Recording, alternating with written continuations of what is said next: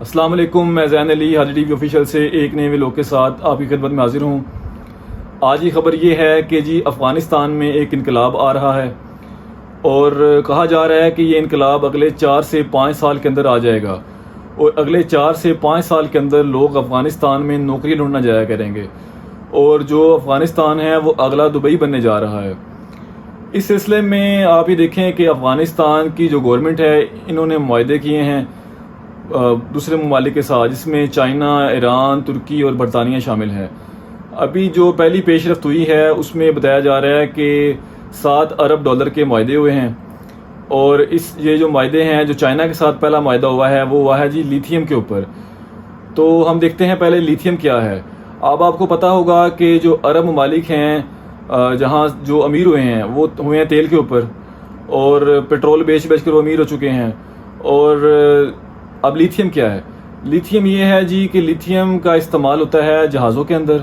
اور دوسرا اس کا استعمال ہوتا ہے الیکٹرونکس کار کے اندر۔ جو آنے والا وقت ہے اس میں اس کا استعمال بہت زیادہ ہوگا،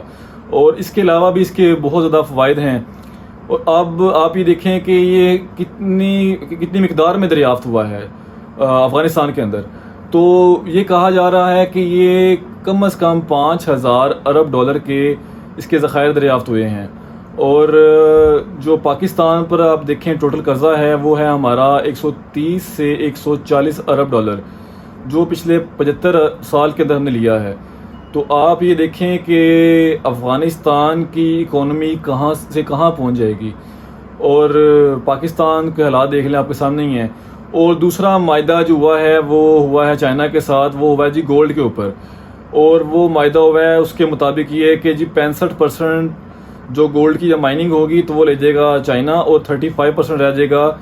افغانستان کے پاس۔ اور تیسرا جو معاہدہ ان کا ہوا ہے وہ ہوا ہے جی لوہے کے اوپر،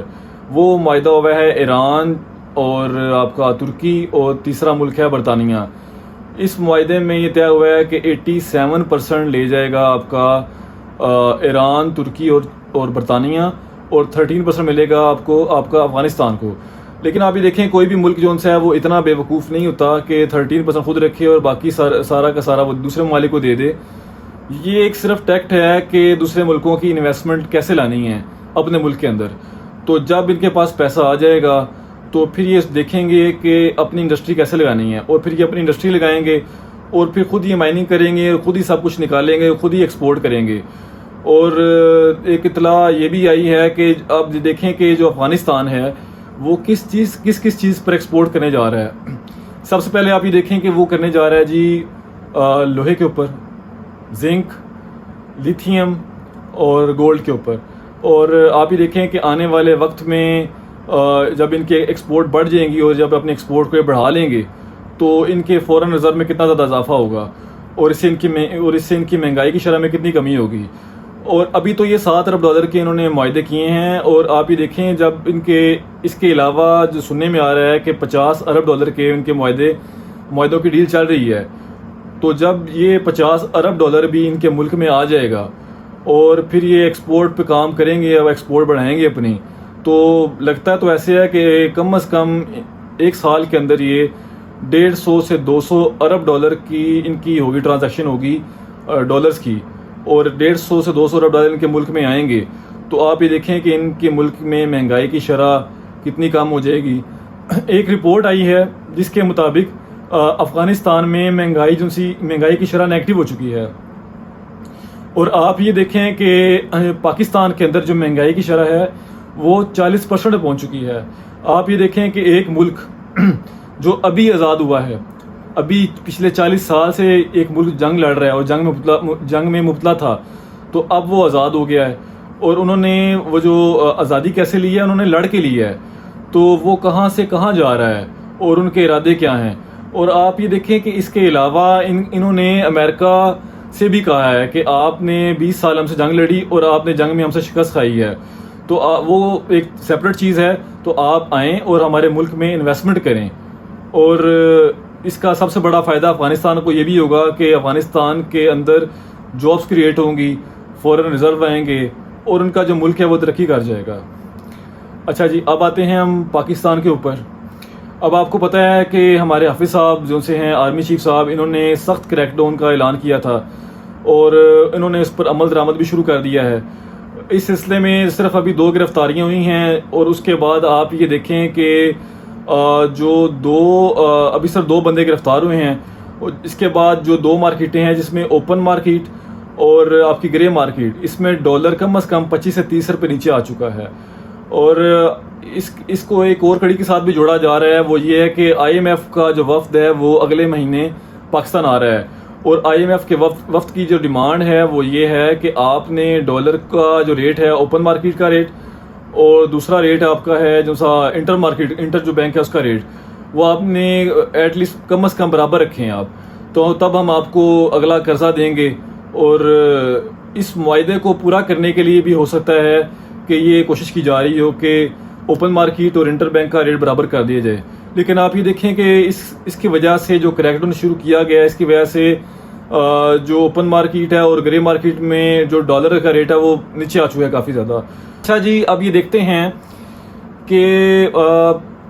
گرے مارکیٹ ہوتی کیا ہے۔ پہلے تو یہ دیکھتے ہیں گرے مارکیٹ ہوتی کیا ہے۔ گرے مارکیٹ وہ مارکیٹ ہے کہ مثال طور پر میرا رائس کا کام ہے، اور میں اندر کھاتے جو سا ہے وہ ڈالر کا کام بھی کر رہا ہوں، ڈالر کی خرید و فروخت بھی کر رہا ہوں، تو اسے ہم کہیں گے گرے مارکیٹ۔ مطلب گورنمنٹ کو نہیں پتہ کہ ان کی نظر میں، حکومت کی نظر میں میرا صرف رائس کا کام ہے، لیکن جو اندر کھاتے میں کام کر رہا ہوں وہ ڈالر کا بھی کام کر رہا ہوں۔ اور اس کے علاوہ اگر آپ یہ دیکھیں کہ اگر آرمی چیف کا کریک ڈاؤن یہ ایسے ہی جاری رہا تو اس کا فائدہ بہت زیادہ ہونے والا ہے۔ اس کی ریزن یہ ہے کہ اگر انٹر بینک کا ریٹ اور اوپن مارکیٹ کا ریٹ ایک جیسا ہو گیا اور برابر پہ آ جاتا ہے، تو اس کا سب سے بڑا فائدہ اور کیا ہوگا؟ اور فائدہ یہ ہوگا، ایک تو آپ کو آئی ایم ایف سے پیسے مل جائیں گے، اور دوسرا سب سے بڑا فائدہ آپ کو جو ہونے والا ہے وہ یہ ہے کہ فورن ریزرو میں آپ کا کتنا زیادہ اضافہ ہوگا۔ وہ لوگ جو اوپن مارکیٹ کے ذریعے اپنے باہر سے پیسے بھیج رہے ہیں وہ انٹر بینک میں واپس آ جائیں گے، جس سے آپ کے بینکوں میں پیسہ آنا شروع ہو جائے گا اور آپ کے ریزرو میں اضافہ ہو جائے گا۔ وہ لوگ جو اتنا بڑا فرق کی وجہ سے، کم از کم جو پیچھے فرق رہا ہے وہ 35 روپے کا رہا ہے، تو لوگ سوچتے ہیں، ظاہری بات ہر بندے خوشی ہوتی ہے، لوگ جو باہر مزدوریاں کر رہے ہیں ان کی کوشش یہی ہوتی ہے کہ ہمیں زیادہ سے زیادہ پیسے ملیں اور ہماری جو فیملی ہے ان کو زیادہ سے زیادہ پیسے ملیں۔ تو اگر یہ ہم فرق ہی ختم کر دیں گے تو ظاہری سی بات ہے کہ لوگ جو ہے انٹر بینک کا استعمال ہی کریں گے۔ اور اس کے علاوہ ایک رپورٹ یہ بھی آئی ہے کہ جو پرویز الہی صاحب ہیں ان کو دوبارہ گرفتار کر لیا گیا ہے، اور انہیں اب یہ جو دوبارہ گرفتار کیا گیا ہے، اب اس کی کوئی بڑی ریزن تو نہیں ہے، انہیں 23 مارچ والے کیس میں کہ 22 مارچ والے کیس میں گرفتار کیا گیا ہے، اور اس میں ان کا نام ہی نہیں اس میں انہیں گرفتار کیا گیا ہے۔ اور دوسری رپورٹ ایک یہ بھی آئی ہے کہ آپ کے سامنے جو اکثر چل رہی ہے نیوز میں کہ جو شاہ خرچیاں کی ہیں پی ڈی ایم نے اپنی 15 سے 16 ماہ کی حکومت میں۔ اچھا جی، انہوں نے کیا ہے، انہوں نے جی 9 ارب 60 کروڑ روپے کے اخراجات کیے ہیں، اور خالی جو انہوں نے اخراجات کیے ہیں وہ اپنے اشتہارات پہ کیے ہیں، اپنی حکومت کی صرف اور صرف ایڈورٹیزمنٹ کرنے کے لیے کیے ہیں۔ آپ یہ دیکھیں کہ انہوں نے ڈیجیٹل میڈیا، الیکٹرانک اور پرنٹ میڈیا پہ 9 ارب 60 کروڑ لگا دیے ہیں۔ ابھی نگران حکومت کا حال یہ دیکھیں کہ انہوں نے جب آئی ایم ایف کے پاس گئے، انہوں نے کہا کہ ہماری عوام جو سی ہے وہ بجلی کے بل نہیں دے سکتی، تو آپ مہربانی کر کے ہم پر اپنا کرم کریں اور آپ ہمیں 15 ارب کا ریلیف دے دیں۔ تو آئی ایم ایف نے پوچھا نگران حکومت سے کہ آپ یہ 15 ارب روپیہ کہاں سے دیں گے، مطلب آپ نے ہمارے پیسے دینے ہیں، آپ ہمارے پیسے کہاں سے دیں گے؟ تو نگران حکومت کے پاس کا کوئی جواب ہی نہیں ہے، تو وہ ویسے واپس آ گئے اور کوئی ریلیف نہیں ملا عوام کو۔